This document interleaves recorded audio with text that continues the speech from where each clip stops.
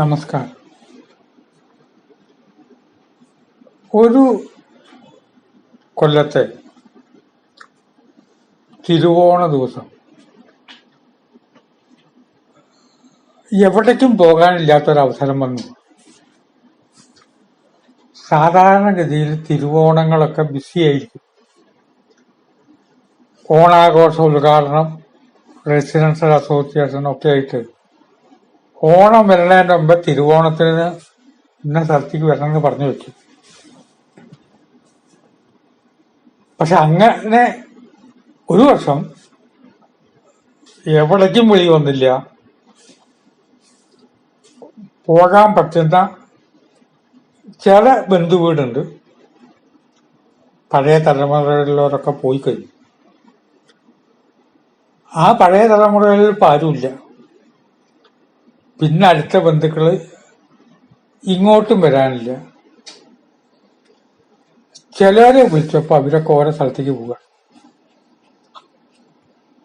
മക്കള് വിദേശത്താണ്. മക്കൾക്ക് ഇങ്ങോട്ട് വരാൻ അസൗകര്യമുണ്ട്. അതുകൊണ്ട് മക്കളെ കാണാൻ വേണ്ടിയിട്ട് അങ്ങോട്ട് പോകലാണ് ഇപ്പോഴത്തെ രീതി, ഫാഷൻ. മക്കളെ കുറ്റം പറഞ്ഞുകൂടാ. കാരണം അച്ഛനമ്മമാരെയൊക്കെ പ്രാരാബ്ധം അവർക്കാണ്. അവർക്ക് മക്കളായി, അവർ സ്കൂളിൽ പഠിക്കേണ്ട 100 പ്രശ്നത്തിനിടയ്ക്ക് അച്ഛനും അമ്മയും കാണാൻ വേണ്ടിയിട്ട് ഇങ്ങോട്ട് വരുന്നതിനൊക്കെ എത്രയോ സൗകര്യമാണ്. ഫ്ലൈറ്റിലാണ് വരണമെങ്കിൽ വലിയ ബുദ്ധിമുട്ടൊന്നുമില്ല.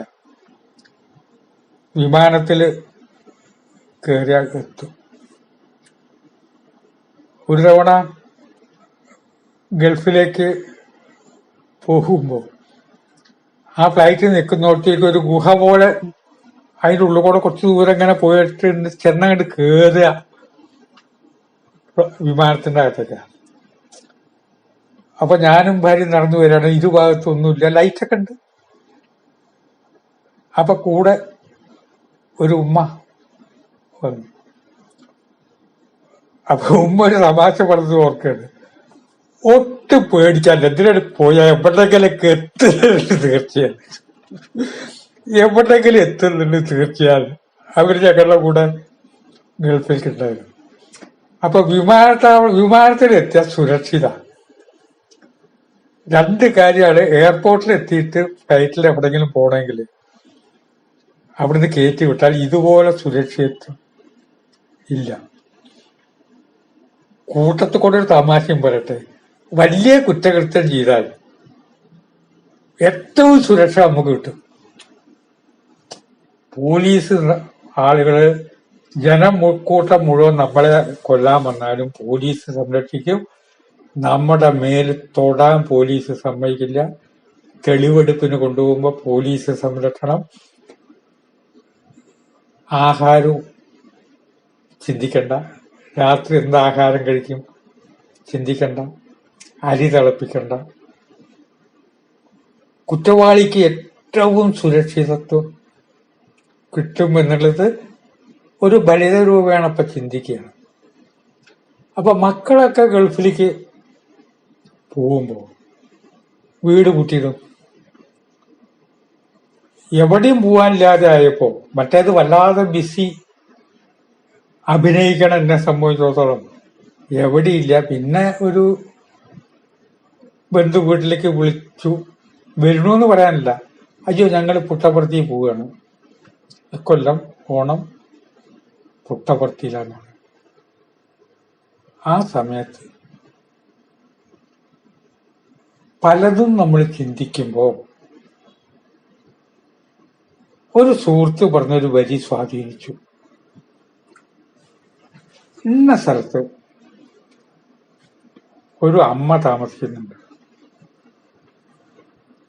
അമ്മ എന്നാണ് എല്ലാവരും വിളിക്കുക. അവർക്ക് ആരുമില്ല, ഒറ്റയ്ക്കാണ് താമസിക്കുന്നത്. മക്കളുണ്ടോ ഇല്ലയോ എന്ന് ആരും ചോദിക്കാറില്ല. സ്വയം പര്യാപ്തമായിട്ട് ഒറ്റയ്ക്ക് താമസിക്കുകയാണ്. ഏകാകി ആണ്. ഏകാകി എന്നാണ് ഇന്നത്തെ വിഷയം. ഏകാഗി എന്ന വാക്കിനെ പൊതിഞ്ഞുകൊണ്ടാണ് ഞാൻ അത്ര നേരം പറഞ്ഞത്. ഏകാന്തത എന്ന് പറഞ്ഞാൽ ഇതല്ല.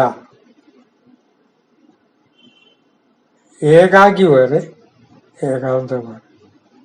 ഏകാന്ത എന്ന് പറഞ്ഞാൽ എന്നെ കാണാൻ നാട്ടുകാരൊക്കെ വരണമെന്ന് ആഗ്രഹമുണ്ട്. ആരും വരാനില്ല. ഒറ്റയ്ക്ക് ഞാൻ അങ്ങനെ ഇരുന്നു, എനിക്ക് ബോറടിച്ചു. ഞാൻ എന്റെ മനസ്സിനോട് തന്നെ എത്ര നേരം സംസാരിക്കുക. ആരെങ്കിലും വന്നാ വരുമോ വെച്ചിട്ട് ഞാൻ വാതിലുകളും നോക്കി. ഇങ്ങനെ സംസാരിക്കുന്നവർ വൃദ്ധമന്ദിരങ്ങളിലുണ്ട്. എനിക്ക് അങ്ങോട്ട് ഒറ്റപ്പെട്ടിട്ട് അധികം നേരം ഇരിക്കാൻ പറ്റില്ല. ഇതാണ് ഏകാന്തത. വിധി നമ്മളെ ഏകാഗിയാക്കും.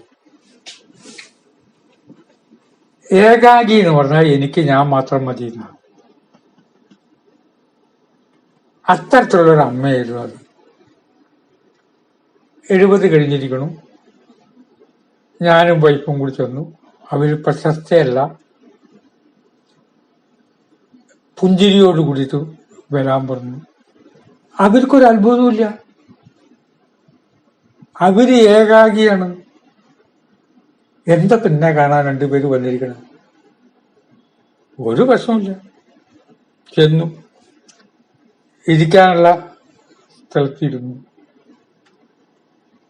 അമ്മയെ കണ്ട് കുറച്ചു നേരം വർത്താനം പറയാൻ വേണ്ടിയിട്ട് വന്നതാണ്. കുറെ നേരം ഞാൻ സംസാരിച്ചു. ഏകാഗി, ഏകാന്തത. അപ്പൊ പറയാണ്, ഓണത്തിന് എനിക്ക് യാതൊരു ബുദ്ധിമുട്ടുമില്ല. എനിക്കൊക്കെ വേണം, ഒക്കെ ഉണ്ട്. സാധാരണഗതിയിൽ അതിവിശിഷ്ടമായ രീതിയിൽ ഓണം ആഘോഷിക്കാൻ എന്തൊക്കെ വേണോ? ഏകാദിത്വത്തെ ഏകാഗിയായി മാറുന്ന കാര്യത്തിൽ നാം കൃത്യമായി മെഡിറ്റേഷനോട് കൂടി ഇരുന്നാൽ എല്ലാം നമ്മളെ തേടി ഇങ്ങോട്ട് വരും.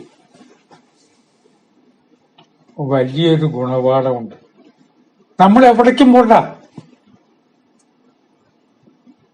ധന്യമീ ജീവിതം കേൾക്കുന്ന നിങ്ങൾ എവിടേക്കും പോണ്ട. നിങ്ങൾ ഏകാഗിയാവൂ. നിങ്ങളുടെ മനസ്സ് ഏകബിന്ദുവിലേക്ക് കേന്ദ്രീകരിക്കൂ. എല്ലാം നിങ്ങളെ തേടി വരും. സകലതും.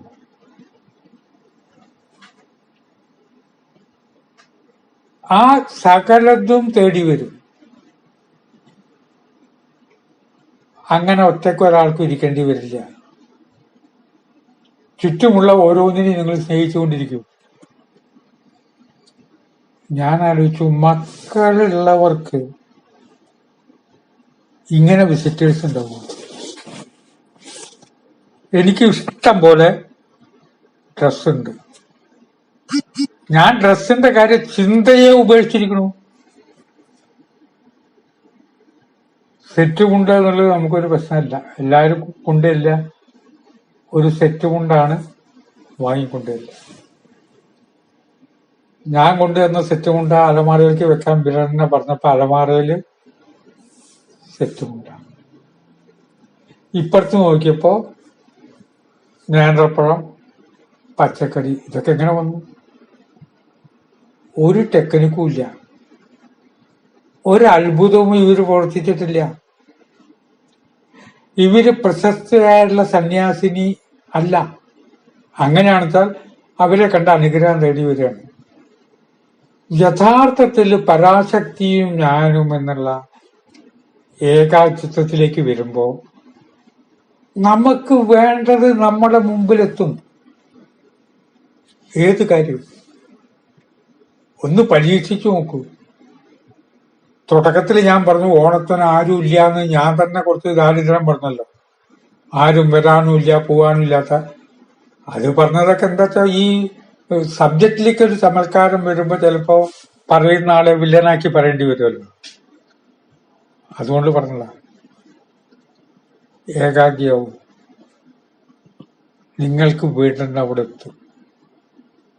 നിങ്ങൾ ആരോടും പരിഭവിക്കണ്ട. ആരാ വെള്ളം തരാ? അങ്ങനെ വെള്ളം കിട്ടാതെ എത്ര പേര് ഇവിടെ നിറയിക്കുന്നുണ്ട്. ഇതൊക്കെ വെറുതെ ഒരു അഹങ്കാരം പറയല്ലേ. ആരാ ഒരു ഗ്ലാസ് വെള്ളം തരിക? ഒരു ഗ്ലാസ് വെള്ളം നമുക്ക് കിട്ടാത്ത വിധം ഈ ലോകം പതപ്പിച്ചിട്ടുണ്ടോ? വഴിയിൽ ബോധം കെട്ടി വീണവരെ എനിക്ക് വെള്ളം വേണമെന്ന് പറയുമ്പോഴേക്ക് അപ്പോഴേക്ക് ആരെങ്കിലും പൊട്ട്, ലോകം മുഴുവൻ വേണ്ട, എനിക്ക് ആരാ വെള്ളം തരിക? കാരണം എനിക്ക് വെള്ളം തരാൻ കോഴിക്കോട് നഗരത്തിലെ മുഴുവൻ ജനങ്ങളും PR9 വെള്ളം കൊടുക്കാൻ നിൽക്കുക. ആ കൂട്ടത്തിൽ ഒരു ശക്തിവിശേഷം എന്നാണ് പറഞ്ഞത്. അത് ശ്രദ്ധിക്കണം. ഒരു ഗ്ലാസും ഒരു കരവും ഒരു വ്യക്തിയുടെ മനസ്സും പ്രകൃതി സൃഷ്ടിക്കും. എന്തിനാ ലോകം മുഴുവൻ നമ്മളെ സൃഷ്ടിക്കാൻ നിൽക്കണം? ആ ധൈര്യം ഉണ്ടാകണം. ആ കൊല്ലത്തെ ഓണം, പിന്നീട് ഉള്ള ഓണത്തിലൊന്നും അവരെ കാണാൻ കഴിഞ്ഞിട്ടില്ല. ഇതുവരെ ഒരു തവണ കഴിഞ്ഞുള്ളൂ. പിന്നീടുള്ള ഓണങ്ങൾക്കൊക്കെ പലവിധ തിരക്കുകൾ വരും, ആരെങ്കിലും കാണാൻ വരും. പക്ഷെ വലിയൊരു ഗുണപാഠം കിട്ടി. ഏകാകിത്വം നാം ആഗ്രഹിക്കുന്നത് ഇങ്ങോട്ട് ആകർഷിക്കപ്പെടും. ഒരു ചെറിയ ആശയത്തിനാണ് ഡെവലപ്പ് ചെയ്ത് ധന്യമി ജീവിതത്തിൽ പറയുന്നത്. ഇങ്ങോട്ട് ആകർഷിക്കുന്ന കാര്യം മാത്രമാണ് പറഞ്ഞത്. ചിന്തയ്ക്ക് വിടുന്നു. നമസ്കാരം.